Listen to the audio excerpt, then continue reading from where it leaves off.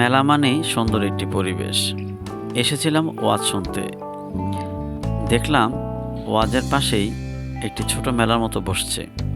সেখানে বিভিন্ন ধরনের খাবার, চিংড়ি মাছের মাথা ভাজছে, মুরালি, মিষ্টি, পেঁয়াজু, অনেক কিছু ছিল, জিলাপিও ছিল। অনেক লোক দেখলাম এখানে এসে কেনাকাটা করছে।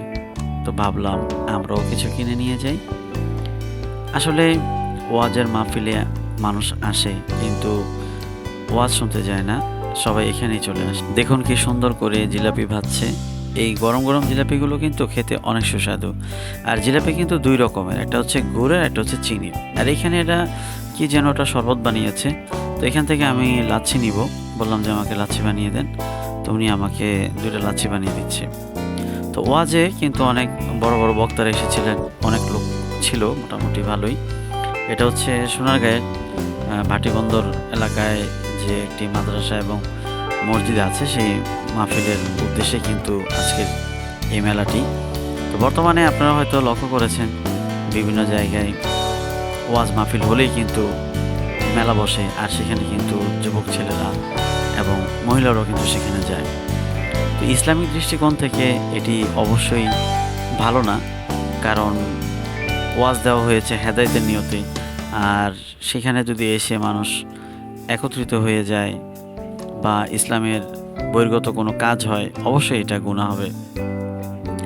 অবশ্যই আপনি কেনার উদ্দেশ্যে, কিছু খাওয়ার উদ্দেশ্যে আপনি যেতে পারেন, কেনাকাটা করতে পারেন, তবে এখানে মহিলারা আসা এটা মোটেই উচিত নয়।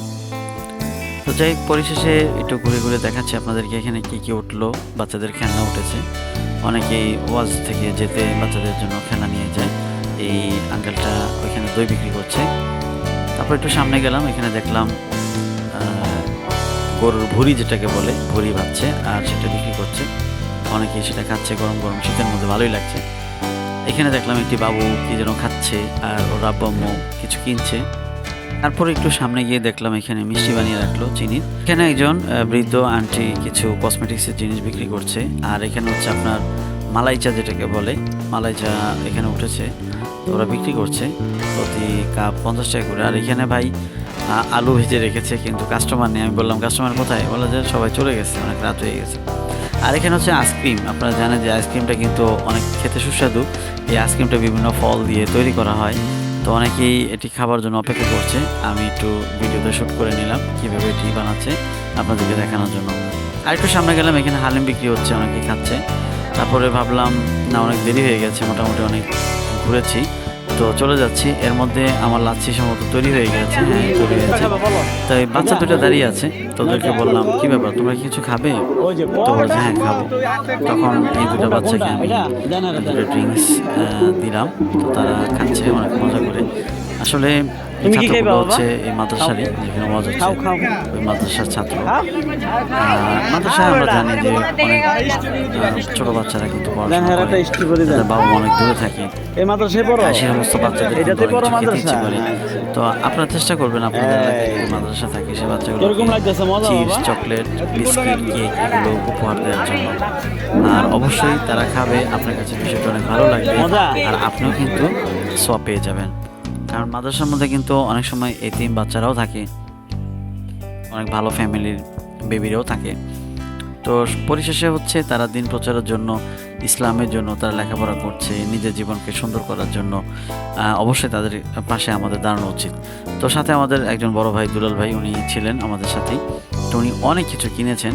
তা আমি বললাম কিছু খাবেন? বলে না না খাবো না, অনেক কিছু নিয়েছে আমি বাসার জন্য। এই যে দেখেন 2 হাত ভরে উনি কিন্তু কেনাকাটা করেছে।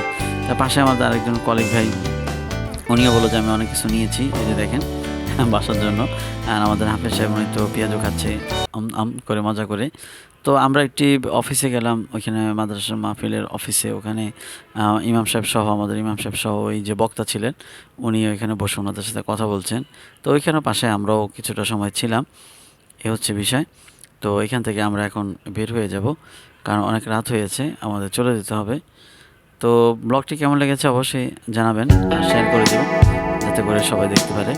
তো অবশ্যই এখান থেকে গিয়ে আমরা খেতে গিয়েছিলাম, তার জন্য স্পেশাল ইনভাইট করা হয়েছে আমাদেরকে। তো এখানে মুরগির রোস্ট ছিল, খাসির মাংস ছিল, আর হচ্ছে সবজি ছিল, একটা মাছ ছিল। আল্লাহ হাফেজ।